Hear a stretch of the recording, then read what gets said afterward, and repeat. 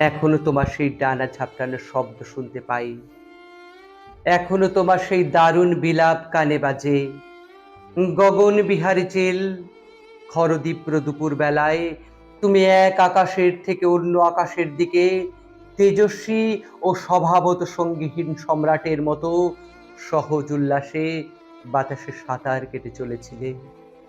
যেতে যেতে শূন্যের মেখলা থেকে যেরকম উল্কা খসে যায়, তুমিও সহসা সেই রকম ঊর্ধ্বাকাশ থেকে এই গৃহস্থ বাড়ির বারান্দায় ছিটকে পড়েছিলে। মুহূর্তে কাকের মেলা বসে গেল ছাতের কার্নিশে। কা কা অট্টহাসির বিদ্রুপে ভরে উঠল দ্বীপ্রহর। তখনও মরনি তুমি, দুই চক্ষু ঘোলাটে ও ঘূর্ণমান, বাদামি শরীর কেঁপে কেঁপে উঠছে। ফের আকাশ উঠবার শক্তি নেই, তবু তুমি শরীরের শেষ বিন্দু সামর্থ্য সংগ্রহ করে প্রাণপণে ছাপটাচ্ছ ডানা। কখনো বা বাকি উদ্ধত গ্রীভা ঘৃণা ভরে দেখে নিচ্ছ অদূরে অপেক্ষমান শত্রুদের।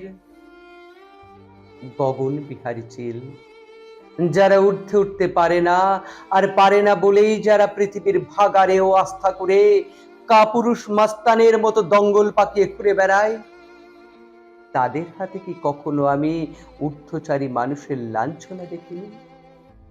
দেখেছি অসংখ্যবার, বুঝেছি যে লাঞ্ছনাই স্বাভাবিক। এমনকি লাঞ্ছনার নিগ্রহের ফলে মানুষের দীপ্তি ও মহিমা আরো বেড়ে যায়। অথচ সমস্ত দেখে, সমস্ত বুঝেও মূর্খ আমি দলবদ্ধ কাকের গুন্ডামি থেকে তোমাকে বাঁচাতে গিয়েছিলুম। তোমাকে বারান্দা থেকে তুলে এনে স্নান ঘরের মধ্যে আটকে রেখে স্বস্তির নিঃশ্বাস ফেলে ভাবতে পেরেছিলুম তোমার মর্যাদা বাঁচানো গেল।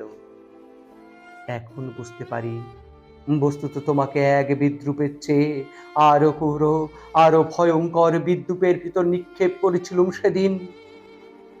গগন বিহারী চিল, বৈদুর্যমণি তীব্র দহনে উজ্জ্বল খর দুপুর বেলায় সম্রাটের মতো তুমি সমস্ত আকাশ ঘুরে এসে তারপর শহরতলির এক গৃহস্থের 6x3 ফুট ওই কলখরের অন্ধকারে বন্দী হয়েছিলে।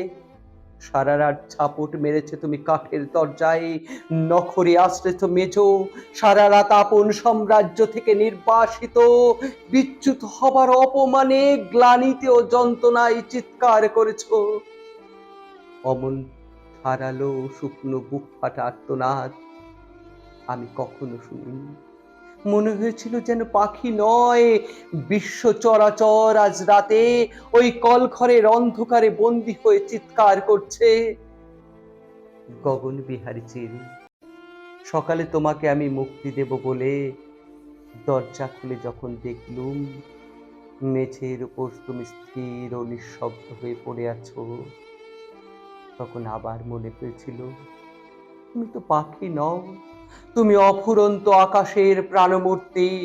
যেন সমস্ত আকাশ আজ নিতান্ত ছাপোষা এক গৃহস্থের কলঘরের ক্লিন্ন অন্ধকারে মরে পড়ে আছে।